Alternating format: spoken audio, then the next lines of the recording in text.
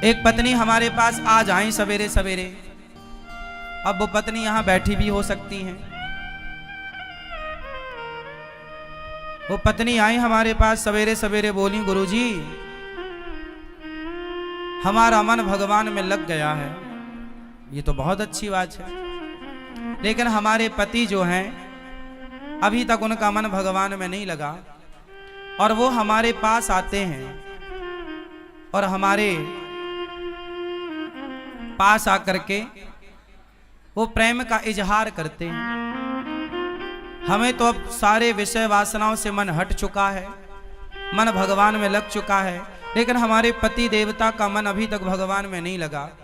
हम तो ब्रह्मचारी बन के अब रहना चाहती हैं, पर हमारे पति अभी ब्रह्मचारी नहीं बन पाए। क्या करें? हमें बहुत मन से असंतुष्टि होती है जब हमारे पति हमारे पास काम भाव लेकर आते हैं। हमारा मन बेचैन हो जाता है कि हमारे हृदय में जो कृष्ण हैं पता नहीं वो निकलकर बाहर ना चले जाएं। ऐसा उस बहन ने मेरे से सवाल किया कि जब पति काम भाव से अपनी पत्नी के पास आता है तो पत्नी को अच्छा नहीं लगता, क्योंकि पत्नी के अंदर भगवत भक्ति जाग गई है, प्रेम जाग गया है। ये सवाल आप में से बहुत लोगों का भी हो सकता है, बहुत पुरुषों का भी हो सकता है, बहुत स्त्रियों का भी हो सकता है, पर चूंकि सवाल बड़ा अटपटा है तो लोगों को पूछने में भी संकोच होता है, इसलिए हम आपको इसका समाधान देते हैं। मैंने उनको ये बात समझाई, बता दिया उनको, शायद यहाँ बैठी हो तो वो चूंकि ऐसे प्रश्न सवाल माइक में तो वो कर नहीं सकती थी, पर सवाल तो सवाल है, तो हमने उत्तर सोचा कि चलो इस बहाने आपको उत्तर दे दें। प्रश्न समझ में आ गया? अब उत्तर सुनो। हमने उनसे बोला कि आपके पति, आप तो भक्ति में रम गई हो, बहुत अच्छी हो आप, कि आपके हृदय में कृष्ण विराज गए हैं, भक्ति विराज गई है, आपका दिन रात भगवत चिंतन में ही मन लग रहा, बहुत अच्छी बात है। लेकिन जो आपके पति हैं अभी उनका मन विषयों में है, और यदि आपने भी इनकार कर दिया कि आप हमारे पास मत आओ, तो आपके पति फिर पराई स्त्री के गामी हो जाएंगे, वो दूसरी स्त्रियों के पास जाने स्टार्ट कर देंगे, वैश्याओं का गमन करने लग जाएंगे, वैश्यागामी हो सकता है इसलिए तुम्हारा पति। इसलिए तुम्हारे अंदर तो कोई वासना है नहीं, लेकिन पति के अंदर यदि है तो पति पत्नी के पास ही तो जाएगा। यदि तुमने भी उसे हटा दिया अपने पास से तो वो वैश्यागामी, उसका चरित्र बिगड़ जाएगा। इसलिए तुम्हारा धर्म है। मीराबाई के साथ भी यही था, बिल्कुल सेम। मीरा का विवाह बचपन में कृष्ण से हो गया था, मान लिया था उन्होंने पति कि मेरे तो पति गिरधर गोपाल हैं, लेकिन फिर भी उनके माँ बाप ने जबरदस्ती उनका विवाह भोजराज से कर दिया, जो राणा के बेटे हैं। तो भोजराज राणा के साथ उनका विवाह हुआ। जब उनकी पहली रात आई मिलन की, मीराबाई को बिठाया गया एक कमरे में, सिर्फ दीपक का प्रकाश था, और जो कि रिवाज है घूंघट डाल के मीराबाई को बिठाया गया। तभी रात्रि को, पहली रात्रि पहला मिलन जब भोजराज आए तो मीरा ने अपना दुपट्टा, अपना मुंह खोलते हुए भोजराज से कहा कि ये दुनिया कहती है कि आप मेरे पति हैं, कि ये दुनिया कहती है कि आप मेरे पति हैं, पर मेरी अंतरात्मा तो कहती है कि मेरे पति केवल कृष्ण हैं। लेकिन मेरे मन पर, मेरे प्राणों पर तो कृष्ण का अधिकार है, लेकिन आप व्यवहार जगत में मेरे पति बने हैं। सारी दुनिया तो यही मानती है कि आप मेरे पति हैं, कृष्ण मेरे पति हैं, ये तो केवल मैं जानती हूं। मेरे मन की बातें या मैं जानूं या वो जाने, आप तो नहीं जान पाओगे। तो मेरा मन, मेरे प्राणों पर, मेरे मन पर तो मेरे कृष्ण का अधिकार है, लेकिन आप यदि मुझे अपनी पत्नी मानते हैं तो आपके सामने मेरा शरीर है। यदि मेरे शरीर की भूख है आपको, तो मेरे शरीर से आप अपनी भूख मिटा सकते हैं, मैं मना नहीं करूंगी। आप मेरे शरीर से अपनी भूख मिटा लीजिए, लेकिन मेरे मन पर, मेरे प्राणों पर तो मेरे गिरधर गोपाल का ही वश है, कब्जा है। तो इस बात से यह सिद्ध होता है कि यदि आपका पति कामुक है तो फिर आपका धर्म है कि आप अपने पति को भी धीरे धीरे सत्संग से जोड़ें, कथाओं से जोड़ें, धीरे धीरे उसके मन को भी बदलें और उसका साथ दें। आप यदि सोचेंगी कि मैं तो भक्ति में रमी हूं, अब मेरे पति जो मेरे साथ रमण करेंगे तो वो गलत है, वो गलत नहीं है।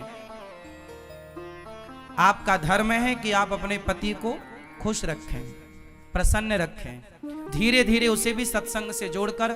देखो, मन बदला जा सकता है, मन बदला जा सकता है। कैसे? सत्संग से। यदि स्त्री भक्ति करने लग गई और पति को छोड़कर चली गई तो तुम्हारा कल्याण होगा। तुम्हारा धर्म क्या है कि यदि तुम्हारे हृदय की शुद्धि हो गई है तो तुम अपने परिवार के सभी सदस्यों की, अपने पति की, अपने बच्चों की भी शुद्धि करो हृदय की, अपने भक्ति के प्रभाव से, अपने जप, अपने तप के प्रभाव से। यदि आप केवल भक्ति करने लग गई और भाग गई घर से कि अब जी तो मैं तो वृंदावन रहूंगी, मैं तो घर में नहीं रहूंगी, तो ये तो भागना हो जाएगा, ये तो रण छोड़ के भागना हो जाएगा। फिर आपका धाम में आकर के वास करना, अपने पति को छोड़कर, अपने बच्चों को छोड़कर, ये आपका धर्म नहीं है। धर्म तो ये है कि पति और बच्चों के साथ रहकर जो प्रेम आपके भीतर जागा है वही प्रेम पति और पुत्र के भीतर जागा कर उनका भी कल्याण कीजिए और उनका साथ दीजिए। और ये पति पत्नी का अधिकार होता है एक दूसरे के लिए। उस अधिकार से ना पत्नी वंचित करे पति को, ना पति वंचित करे पत्नी को। पति पत्नी दोनों आप खुश हैं, ये बहुत अच्छी बात है। ना तो पत्नी पर पुरुषगामी बने, ना तो पति पर स्त्रीगामी बने। यदि कोई पुरुष पर स्त्रीगामी है, याद रखिएगा, बहुत स्पष्टता से समझिएगा, यदि कोई पुरुष पर स्त्रीगामी है और कोई स्त्री पर पुरुषगामी है तो आप ही बताइए दोषी कौन है? उत्तर दो। यदि आपका पति पर स्त्रीगामी है, मीन्स पर स्त्री के पास रहता है, तो इसका जिम्मेदार कौन है? कौन? कौन? यदि पति पर पुरुषगामी है, पर स्त्रीगामी है, तो जिम्मेदार कौन है? और स्त्री यदि पर पुरुषगामी होगी तो जिम्मेदार कौन है? पति पत्नी ही जिम्मेदार है। इसलिए गृहस्थ जीवन में पत्नी का धर्म है। पत्नी को मोहिनी कहा जाता है। पत्नी को क्या बोला जाता है? भगवान नारायण ने 24 अवतारों में एक अवतार कौन सा लिया? मोहिनी अवतार। स्त्री, इसलिए हमारे भारत में श्रृंगार होता है। श्रृंगार किसका होता है? स्त्री का होता है, पुरुष का नहीं होता। स्त्री का ही श्रृंगार क्यों होता है? पुरुष का क्यों नहीं होता? 16 श्रृंगार स्त्री का है तो 8 संस्कार पुरुष को भी होते कि भाई तू भी कुछ लिपस्टिक लगा, तू भी कुछ तो कर। सारा श्रृंगार का स्त्रियों के पास है पूरा कार्य। पायल भी वही पहने, चूड़ी भी वही पहने, मंगलसूत्र भी वही पहने, बिछिया भी वही पहने, बिंदिया भी वही पहने, मांग भी वही भरे, काजल भी वही लगाएं। पुरुष के पास श्रृंगार नहीं है कुछ भी। हाँ या ना? बताओ, स्त्रियों को श्रृंगार क्यों दिया गया? ताकि स्त्रियां उस श्रृंगार से सुंदर दिखें और उस सुंदरता से वो केवल अपने पति को रिझाएं, सिर्फ अपने पति को रिझाएं। मोहिनी है ना, पति को इतना मोहित करो अपने पति को कि आपका पति पर स्त्रीगामी ना बनने पावे। यदि तुम्हारा पति पर स्त्रीगामी बन गया तो तुमने ठीक से श्रृंगार नहीं किया। लेकिन आजकल श्रृंगार होता तो है जमाने के लिए, पति के लिए तो कुछ नहीं है। इसलिए पड़ोसन को रोज, इसलिए जेठालाल दया को नहीं बबीता को ज्यादा देखता है। हाँ।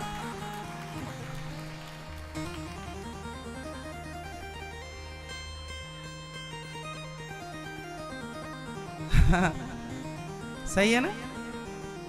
तो स्त्री को कैसा होना चाहिए? पति के लिए मोहिनी होना चाहिए, जो अपने पति के मन को मोहित करती रहे। और आपने यदि मोहित नहीं किया तो आपकी पड़ोसन मोहित कर लेगी, और वो मोहित करेगी तो फिर आप रोती आओगी, गुरुजी हमारे पति का चक्कर है। समस्या सब तरफ से है। मोहित करो वो अच्छा है। ये मोहित है? कहां धर्म पत्नी आपकी? घर मोहित कर लेती है वो आपको? उन्हीं से मोहित हो ना। हाँ, या तो पत्नी से मोहित रहो, या पति से, या परमेश्वर से, तीसरा कोई नहीं। और पति पत्नी का भी एक टाइम है। पति और पत्नी भी साथ में तब तक आप रमण करो जब तक कि आपके बच्चे अभी छोटे हैं। जब बाप का जूता बेटे के पांव में फिट बैठने लग जाए और मां की चप्पल बेटी के पांव में फिट बैठने लग जाए, तब से तुम दोनों पति पत्नी को भोगी बनकर नहीं, योगी बनकर रहना चाहिए। अब आप दोनों भी कंट्रोल करो धीरे धीरे, क्योंकि हमारा उद्देश्य विषयों का भोग नहीं है। हमने विवाह भोगों के लिए किया ही नहीं था, भोगों पर कंट्रोल करने के लिए विवाह, लगाम लगाने के लिए। लेकिन आज उल्टा होता है कि मन की चंचलता बढ़ती चली जाती है। अच्छा, ये सारे दोष इसलिए होते हैं क्योंकि सत्संग नहीं है। क्या नहीं है? सत्संग। और सत्संग ना होने से बिनु सत्संग विवेक ना होई, और राम कृपा बिनु सुलभ ना सोई। सत्संग की जरूरत है। सत्संग सुनेंगे तो दोनों, अच्छा सत्संग किससे सुनना चाहिए? पति पत्नी दोनों को, क्योंकि दोनों की समझ चाहिए। एक की समझ है पर दूसरे की नहीं है, तो एक गाड़ी साइकिल का एक पहिया पंचर है, और एक सही है तो भी साइकिल अपने लक्ष्य तक नहीं पहुंचेगी। दोनों पहिया बड़ा। पत्नी और पति दोनों को एक विचारधारा का होना चाहिए। किस विचारधारा का होना चाहिए? एक विचार। यदि दो विचार हो गए तो उन पति पत्नी में झगड़ा तब होता है जब विचार दो होते हैं। पत्नी का विचार कुछ और पति का विचार नहीं मिलने से पति पत्नी में क्या होता है? तलाक होता है, झगड़ा होता है। और विचार मिल गए तो फिर अर्धांगिनी होता है। हमारे यहाँ क्या होता है? अर्धांगिनी। हमारे यहाँ वाइफ नहीं होती, हस्बैंड नहीं होता। हमारे यहाँ धर्म पत्नी, और धर्म पत्नी है, ये हमारी अर्धांगिनी है। और ये हमारे परमेश्वर हैं, पति परमेश्वर।